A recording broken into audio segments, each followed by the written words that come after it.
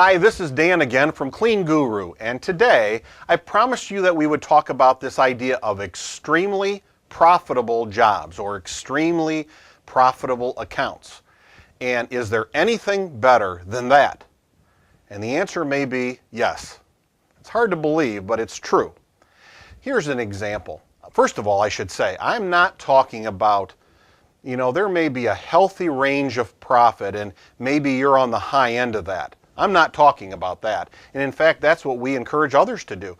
That's what we did in our company. We believed we had a lot of support management and systems, and we believed we were a great value. So we were not the lowest price company.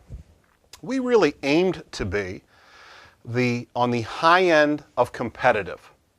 So for example, if there were 5 bids that a business took bids, and there were 5 of them, one might be kicked out because it was really low. One might be kicked out because it was really high.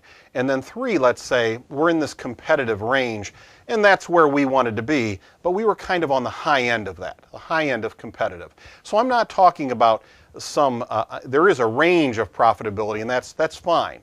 I'm talking about extremely profitable.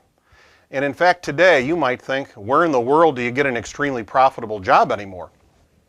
Today you'd think that every business in the country has squeezed out every bit of profit and cut every expense, so there are no extremely profitable jobs. And it may be true that a lot of them have.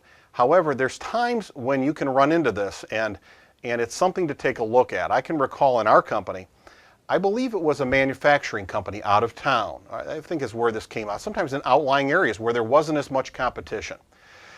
And I might do a walkthrough and put together my labor and my expenses, and I might figure out what this takes to do. And let's say that I believed I needed a price of $3,500. That was the price I thought was right.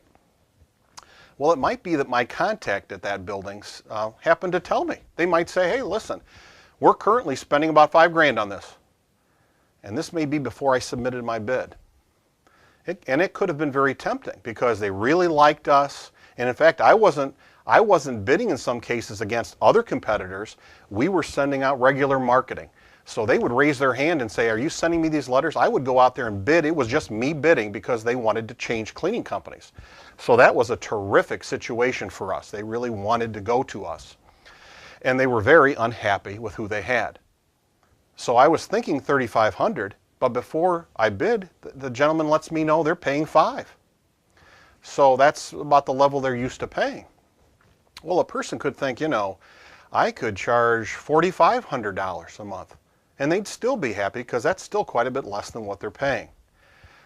We really fought the temptation to do that because we think there's a lot of reasons why you don't want to do that. For example, in the future, what happens if they go out to bid?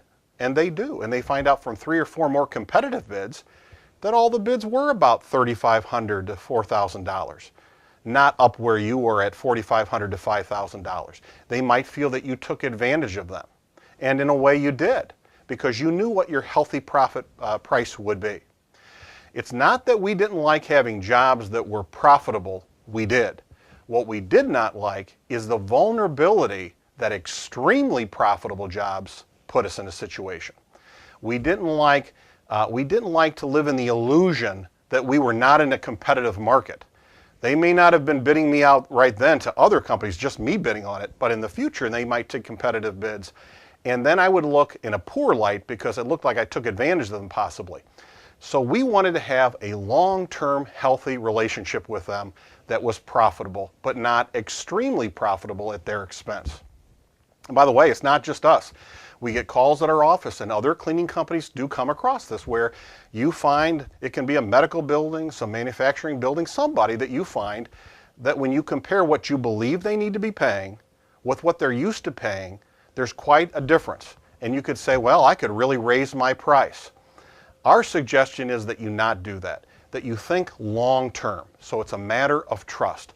Make sure that the profit is healthy and it's where you want to be, and then you can move forward with confidence, knowing that you've bid them fairly, profitably, and you won't feel that feeling of vulnerability that you might feel if you knew you were extremely highly priced. Again, today's market, you might not think it happens, and it probably doesn't a lot, but it's a strategy to think about when you come across those kinds of things. Okay, that's it for today. Next time, I want to talk about something. Let's say you do a walkthrough of a building. And you've got together your bid information. You've been running through, jotting down all the information as the person takes you through the tour. There is one thing you absolutely should do that day. In fact, it's something you should do before you leave the parking lot. And in fact, ideally, it's something you should do before you leave the building from the walkthrough. We'll talk about it next time. Until then, remember that you can do this. You really can.